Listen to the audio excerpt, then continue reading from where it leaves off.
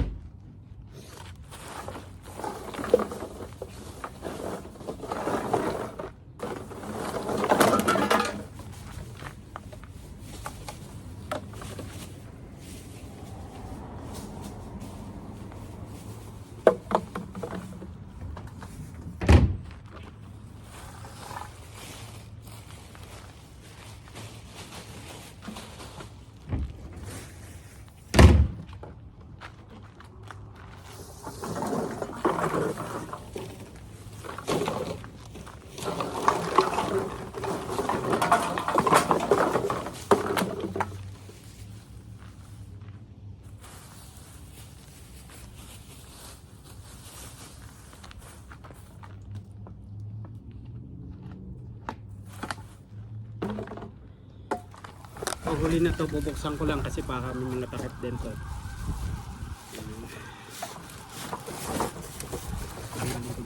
Para pagdating buhos na lang doon.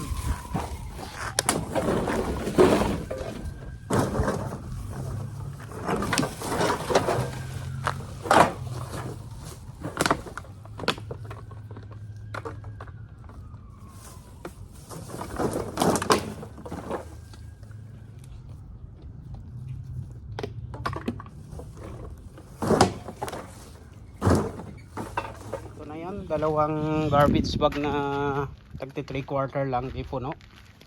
Ayan, titingnan natin guys magkanong mapagbentahan ko nito. May pambili na kami ng mga cleaning mga cleaning sa sa washroom or kung ano-ano pang ginagamit, cleaning materials yan. Okay guys, bye muna.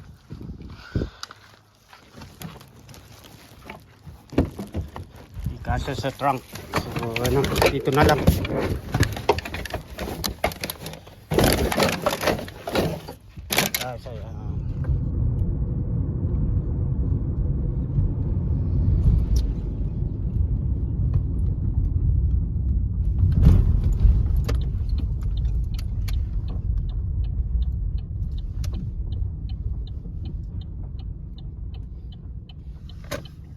guys, dito na ako sa recycle sa Sharkan, sa Battle depot, recycle depot dito sa at bubuhatin ko na yung dala kong mga recycle bottles, mga lata.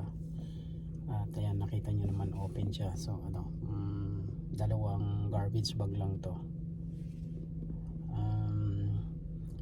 Before hindi ko na mention pala na limited lang pala dito, hanggang yung kaya lang na kaya mong bitbitin. Let's say tagdalawang garbage bag per hand, so total of 4. Mostly ganon ang kayang bitbitin, kaliwa ang kamay.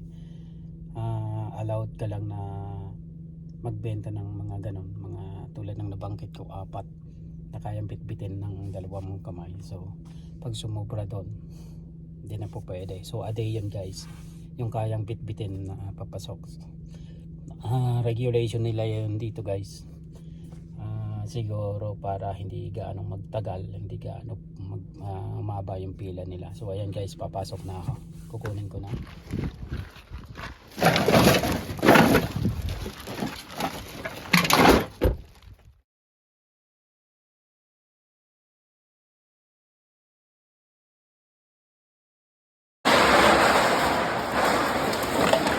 Ito na yung napagbentahan ko sa dalawang garbage bag. Yan, $23.35. $23.35. So not bad, pambili na namin ang cleaning material.